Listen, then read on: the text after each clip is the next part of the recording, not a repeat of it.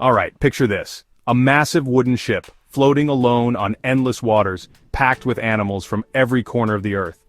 Sounds impossible, right? But what if I told you that modern science in 2025 is turning heads, and actually saying, yeah, Noah's Ark could have worked? Let's break down the mystery. The Bible spells out the Ark's dimensions: 300 cubits long, 50 cubits wide, and 30 cubits high. So, what's a cubit? In today's terms, that's about 450 feet long, 75 feet wide, and 45 feet tall. That's longer than a Boeing 747 and almost half as wide as a football field. Now here's where it gets wild. Researchers have been testing these numbers, running computer simulations, and even building massive models. A team in 2025 used advanced engineering software, think what NASA would use, to analyze the Ark's stability and seaworthiness. And guess what? They found the Ark's proportions are kind of perfect. Not the fastest ship, but incredibly stable. It could survive towering waves, wind, and months adrift without flipping over. The secret?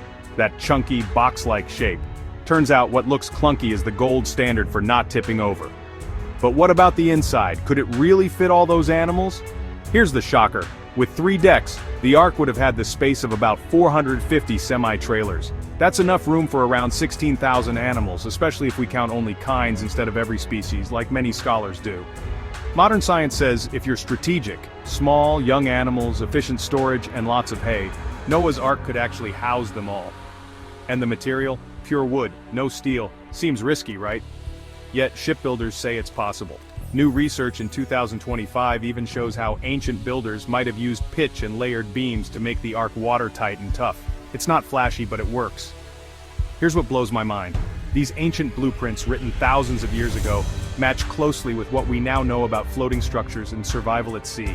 Science and faith colliding in the coolest way. So, could Noah's Ark really float? In 2025, the answer is a shocking yes.